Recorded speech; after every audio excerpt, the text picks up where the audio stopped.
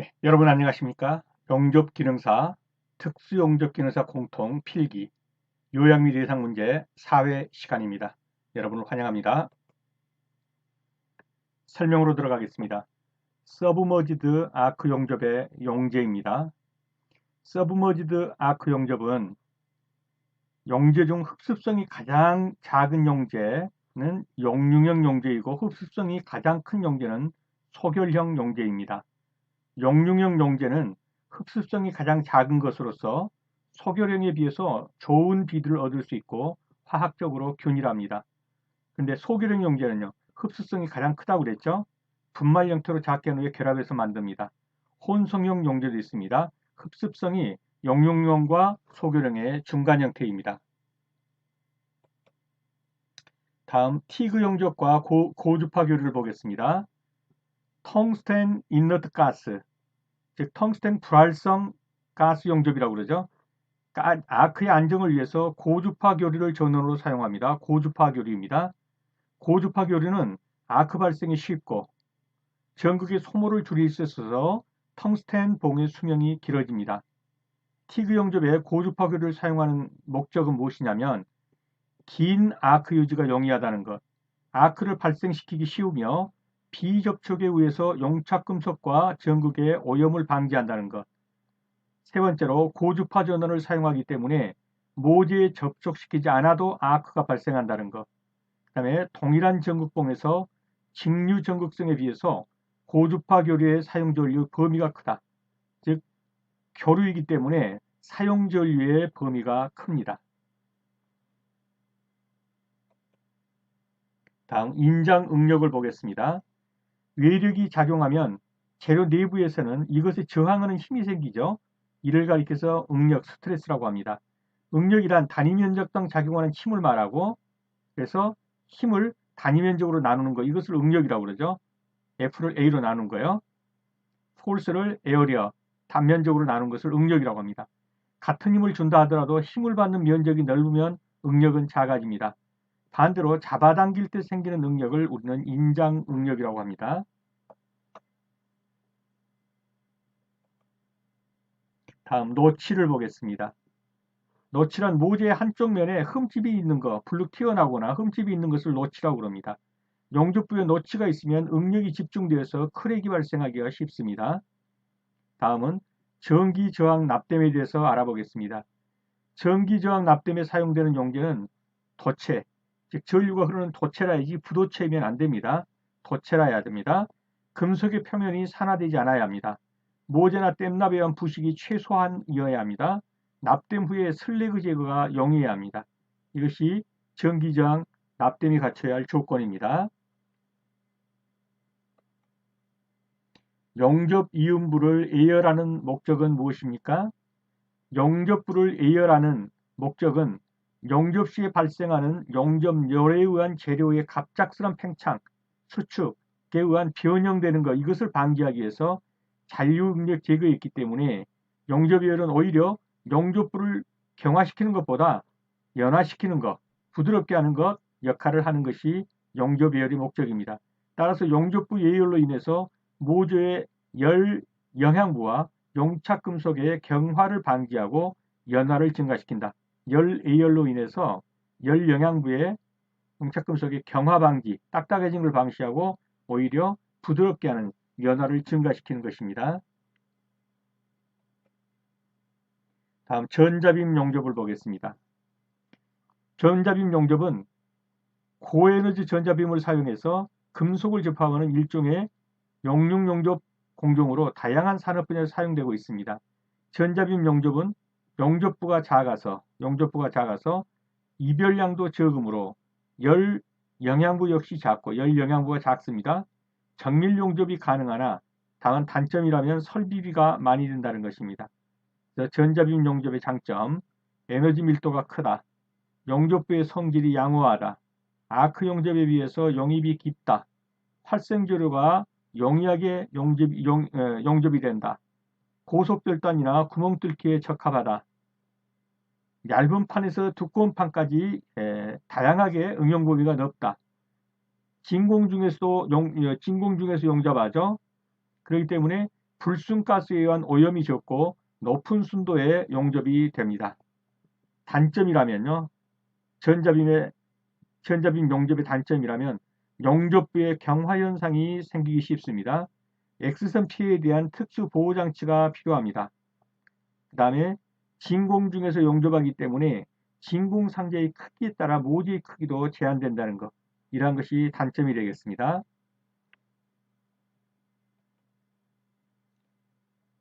전자빔 용접을 좀 더 살펴보면요.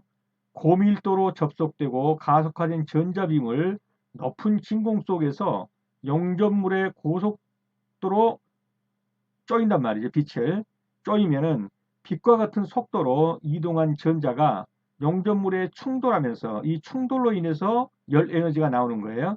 그래서 국부적으로 고열을 발생시키는데 이때 생긴 열원으로 용접부를 용융하는 용접 방식입니다. 텅스텐이나 몰리브덴과 같이 용융점이 높은 용접에 전자빔 용접이 좋습니다. 텅스텐 용융 용융점은 녹는점은 3410도고 몰리브덴의 용융점은 2620도입니다. 이러한 온도를 내서 이러한 온도의 조건하에서 용접할 수 있는 것은 많지 않죠. 전자빔 용접이 이러한 데 좋은 조건이 되겠습니다. 다음 충격 시험을 보겠습니다. 충격력에 대한 재료의 충격 저항인 인성과 취성을 측정하기 위해서 충격이 얼마나 견디느냐 인성이고 충격이 얼마나 약하느냐 취성이죠. 측정하기 위한 시험으로 사르피식과 아이조드식이 있습니다. 그래서 사르피식 충돌 시험, 아이조드식 충돌 시험. 사르피식 나오면 바로 한 단어처럼 충격 시험 이렇게 보시면 되겠습니다. 다음은 캐스케이드 용접입니다. 캐스케이드가 원래는 폭포 그런 말이죠. 이게 계단 한 부분에 몇 층을 용접하다가 이것을 다른 부분의 층으로 연속시켜서 전체가 계단 형태의 단계를 이루도록 용접하는 용접법. 이것이 캐스케이드 용접법입니다. 계단 용접 이렇게 보시면 되겠습니다. 다음 루트 간격을 보겠습니다. 용접 이음 시 용접되는 모재 간의 간격. 이것이 루트 간격입니다. 이 판과 이 판을 연결한다면 여기 있는 이 간격이 있죠. 이 간격. 이 간격을 루트 간격이라고 합니다. 루트 간격. 캘림 용접에서 루트 간격이 4.5mm 이상일 때는 이상 부위를 300mm 정도 잘라내고 새로운 판으로 만들어서 용접해야 좋습니다.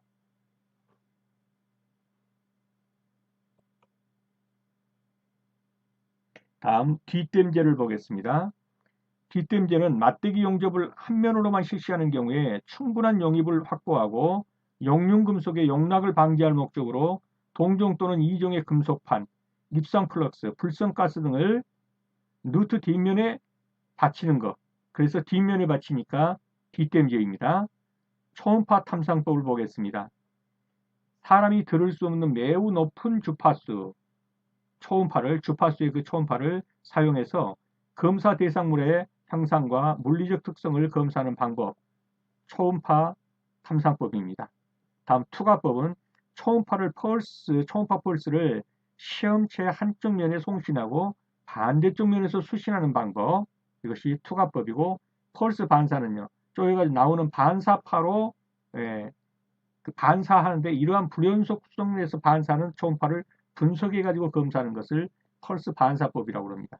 다음 공진법은요, 시험체에 가해진 초음파의 진동수, 공진, 진동수와 시험체의 고유한 진동수가 일치할 때 진동의 진폭이 커지는 현상인 공진을 이용해서 시험지의 두께를 측정하는 방법이 공진법이 되겠습니다. 다음 CO2 용접의 특징을 보겠습니다. 이산화탄소 용접. 첫째, 조작이 간단하다. 둘째, 가시, 눈에 보이는 아크, 불꽃으로 시공이 편리하다. 철 재질의 용접에만 한정된다. 이것은 단점이겠죠. 전 용접 자세로 용접이 가능하다. All position, 모든 용접 자세로 용접이 가능하다. CO2 용접입니다. 보호가스가 이산화탄소로 되어서 저렴하죠. 그 다음에 용착금속의 기계적 성질 및 금속학적 성질이 우수하다. 전류 밀도가 높아서 용입이 깊고 용접 속도가 빠르다. 용제가 사용되지 않아서 슬래그 잠입이 적으며 슬래그를 제거하지 않아도 된다. 이런 것이 CO2 용접의 특징이 되겠습니다. 다음 언더컷 분량을 보겠습니다. 용접 전류가 너무 높아서 고전류죠. 모재에 주는 아크열이 커지기 때문에 인해 모재가 움푹 파이는 현상, 이것을 언더컷이라고 합니다. 전류가 너무 높아서 움푹 파이는 현상이 일어나는데 이것을 언더컷이라고 한다. 따라서 언더컷 분량을 줄이기 위해서는 아크 전류를 적절하게 낮춰줘야겠죠. 언더컷 분량이었습니다. 이제는 배운 것들을 문제로 들어가서 적용시켜 보겠습니다. 서브머지드 아크 용접에서 사용하는 용제 중 흡습성이 가장 작은 것, 가장 큰 것은 소결형이고 가장 적은 것은 용융형이라고 그랬죠. 그래서 흡수성이 가장 작은 것은 용융형이 되겠습니다. 다음 고주파 교류전원을 사용해서 티그 용접을 할 때 장점으로 틀린 것은 티그 용접에서는 고주파 교류전원을 사용하죠. 이때는 긴 아크 유지가 용이합니다. 맞습니다. 전극봉의 텅스텐 전극봉의 수명이 길어지죠. 교류를 사용하기 때문에요. 그 다음에 비접촉에 의해서 융착금속과 전극의 오염을 방지한다. 맞죠? 동일한 전극공의 크기로 사용할 수 있는 전류 범위가 작다? 아닙니다. 교류는 전류 범위가 큽니다. 그래서 이 부분은 틀렸죠. 4번이 정답이 되겠습니다. 맞대기 용접 이음 빼서 판 두께가 9mm이고 용접선의 길이가 120mm이며 하중이 756N일 때, 7560N일 때 인장 응력은 뉴턴 퍼 밀리미터 제곱 이렇게 물었습니다. 이런 것을 구할 때는 F를 A로 나누면 뭐가 됩니까? 응력이 나오는 거죠. 그래서 여기서 인장 응력을 물었으니까 응력은 F, 힘은 여기서 보니까 7560N이죠. 7560N. 이것이 힘이고 그 다음에 A, 단면적은요. 판 두께가 9mm인데 그게 120이니까 9 곱하기 120이 되겠죠. 그래서 7560을 9 곱하기 120으로 나눠주면 얼마가 되는지 이제 계산을 해보면 되겠죠. 이런 식으로 인장 응력을 구한다는 걸 알아두시기 바랍니다. 그래서 그렇게 나누면 아마 7이 나옵니다. 용접 설계상 주의사항으로 틀린 것은 용접에 적합한 설계를 해야 된다. 맞죠? 구조상의 노치부라는 것은 흠결이죠. 이게 생성되면 안 되죠. 결함이 생기기 쉬운 용접법은 피하라. 맞죠? 용접임이 한 곳으로 집중되지 않도록 하라. 분산시켜야겠죠? 정답은 2번이 되겠습니다. 납땜에 사용되는 용제가 갖춰야 할 조건으로 틀린 것은 납땜에 사용되는 용제 청정한 금속면의 산화를 방지하라. 산화 방지 맞습니다. 납땜 후 슬래그 제거가 용이해야 되죠. 맞죠? 모재나 납땜에 대한 부식작용이 최소화일 것, 부식이 최소화일 것 맞습니다. 전기장 납땜 상대는 부도체일 것 틀렸죠? 도체라 해야 돼요. 즉 전기가 통해야 되는 거죠. 부도체면 안 됩니다. 도체라 해야 합니다. 그래서 답은 4번이 되겠습니다. 용접이음부에 예열을 하는 목적, 바로 용접을 하지 않고 예열을 시킨 다음에 용접을 하죠. 수소의 방출을 용이하기 위해서 저온 균열을 방지한다. 맞습니다. 모재의 열 영양부와 용착금속의 연화를 방지하고 경화를 증가시킨다. 아니죠. 경화를 방지하고 연화를 증가시킨다 그랬죠. 경화 방지, 연화 증가 이렇게 되겠죠. 이게 틀렸습니다. 용접부의 기계적 성질을 향상시키고 경화 조직의 섭취를 방지시킨다. 맞습니다. 온도 분포가 완만하게 되어 열 응력의 감소로 변형과 잔류 응력이 발생을 적게 한다. 맞습니다. 답은 2번이 되겠습니다.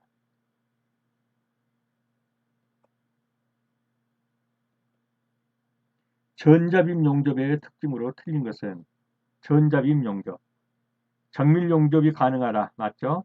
용접부의 열 영향부가 크고 틀렸죠. 열 영향부가 적습니다. 아주 적은 지역에 빛을 쪼여서 하기 때문에 불꽃을 내서 넓게 형성하는 아크와 다르죠. 열 영향부가 작고 설비비는 어떻습니까? 설비비는 많이 듭니다. 적게 든다고 해서 틀린 거죠. 이것은 틀린 지문이 되겠습니다. 용입이 깊어 다층 용접도 단층 용접으로 완성할 수 있다. 맞습니다. 유해가스에 의한 오염이 적고 높은 순도의 용접이 가능하다. 맞습니다. 이런 것들은 다 전자빔 용접의 특징입니다. 그러나 2번은 틀렸죠.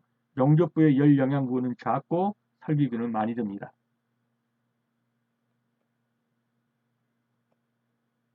샤르피식 시험기를 사용하는 시험 방법은 샤르피식 그러면 바로 한 단어로 떠올린 거 뭐라고 했습니까? 샤르피식 충격시험. 네, 충격시험의 한 방법입니다. 샤르피식 충격시험. 네, 그렇게 한 단어처럼 외워두시기 바랍니다. 다음 중 서브머지드 아크 용접의 다른 명칭이 아닌 것은 서브머지드. 이 서브는 무슨 아래 그러죠. 용접비를 따라가게 되면은 플럭스라는 굵은 모래 입자 같이 생긴 것이 덮어버리죠. 그래서 보이지 않아요, 용접이. 이게 모래 같은 걸로 덮어버리면서 가니까. 그래서 그 덮어버린다 해서 잠호 용접이라고도 하고, 또 안 보인다고 해서 불가시아크 용접이라고 하고, 유년 멜트 용접이라고도 하죠. 그래서 이 세 가지는 다 서브머지드 아크 용접의 또 다른 명칭입니다. 헬리아크는 아니죠. 그래서 다른 명칭이 아닌 것은 그러면 2번이 되겠습니다. 용접 제품을 조립하다가 V홈 맞대기 이음의 간격이 5mm 정도로 멀어졌을 때에 상당히 넓어졌죠. 이럴 때는 홈의 보수 및 용접 방법으로 어떻게 하냐? 그렇습니다. 덧살 올림 용접한 후에 가공해서 규정 가격에 맞춘다. 예, 덧살 올림 용접을 먼저 해줘야 합니다. 그런 다음에 가공해서 규정의 간격을 맞추어 줍니다. 한 부분에 몇 층을 용접하다가 이것을 다음 부분의 층으로, 그래서 계단 모양으로 계단 층 모양을 이루는 용접법 뭐라고요? 예, 캐스케이드법이다.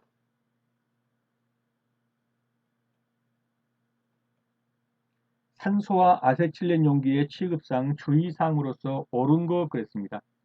직사광선이 드는 거, 햇빛이 드는 거 좋지 않죠. 그늘에 두는 게 좋습니다. 아세틸렌 병은 안전상 눕혀서 세워서죠. 산소병은 40도 이하의 온도에서 보관한다. 맞습니다. 산소병에 다른 가스로 혼합해도 상관없다. 혼합가스 좋지 않죠. 그럼 맞는 것은 3번이 되겠습니다. 피보가 그 용접에 필름 용접에서 루트 간격이 4.5mm 이상이라면 필름 용접 판이 이렇게 있으면 여기에 이렇게 수직으로 어떻게 그려야 되나요? 이렇게 수직으로 해서 여기다 용접하는 게 이거 필름 용접이라고 그러죠. 근데 이 루트 간격이 4.5mm 이상이 돼버려요. 그럼 어떻게 해야 돼요? 300mm 이상 잘라내서 세로 판을 만들어서 하는 것이 좋습니다. 그렇게 하든지 또는 라이너를 넣든지. 그래서 3번이 정답이 되겠습니다.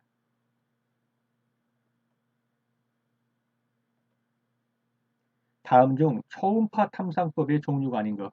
초음파 탐상법 아까 봤었죠. 예, 공진을 사용한다든가 펄스 반사에서 비추고 나온 그 빛을 가지고 연구를 한다든가 아니면 투과하는 것을 보고 안다든가. 그래서 투과법, 공진법, 펄스 반사법은 초음파 탐상법입니다. 초음파로 하는 방법들이라는 거죠. 초음파를 투과시켜서 초음파로 쪼였을 때 진동이 일어나는 공진으로, 또 초음파를 쪼였을 때 반사에서 나오는 그 초음파로 검사를 하는 것. 이것을 초음파 탐상법이라고 합니다. 답은 1번이죠. 초음파 탐상법의 종류는 아닙니다. 극간법은요. CO2 가스 편면 용접에서 이면 비대의 형성은 물론 뒷면 가우징 및 뒷면 용접을 생략할 수 있고, 모재의 중량에 따른 뒤엎기 작업을 생략할 수 있도록 흠 용접부 이면에 뒤에 부착하는 거 이면 뒤 뭐죠? 뒷댐제죠.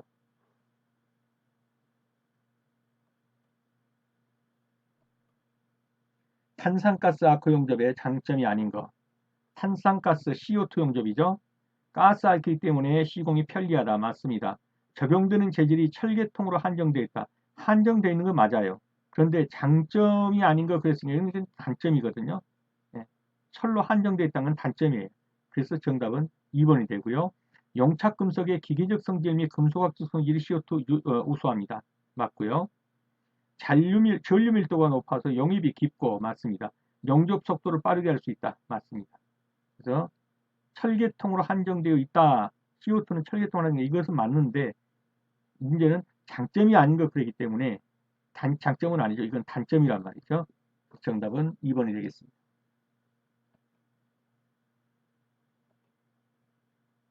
현상제를 사용하여 용접부의 표면결함을 검사하는 것. 표면결함. 정답은요? 그렇죠. 침투 탐상법이죠. 표면결합은 침투 탐상법이다. 그렇게 암기해 두십시오. 미세한 알루미늄 분말과 산화철 분말. 알루미늄 분말에다 산화철 분말을 합해주고 불을 붙이면 어떻게 되죠? 몇 천도의 온도를 내는 그런 아주 쇠를 물로 만들어 버린 거죠. 용액으로. 그렇게 해서 철로를 주로 할 때는 이런 용접을 하죠. 그 용접을 뭐라고 그런다고요? 테르민 용접이라고 그러죠. 알루미늄 분말에다 산화철 분말을 섞어서 녹아버리다. 쇠를 녹여버려요. 테르민 용접입니다. 용접결함에서 언더컷이 발생하는 조건이 아닌 거. 언더컷은 어떤 때예요? 고전류가 흐를 때예요. 근데 전류가 너무 낮으면 이건 언더컷이 발생하는 게 아니죠. 정답은 1번이 됐네요. 아키 길이가 너무 길 때, 부적당한 용접봉을 사용했을 때, 용접 속도가 적당하지 않을 때 이런 경우는 다 언더컷이 발생할 수 있습니다. 이렇게 구멍이 뚫린다는 얘기예요. 이렇게 구멍이 너무 높은 전류가 흐르거나 하면은 이게 언더컷이라는 것이죠. 패인 구멍이 생기는 것.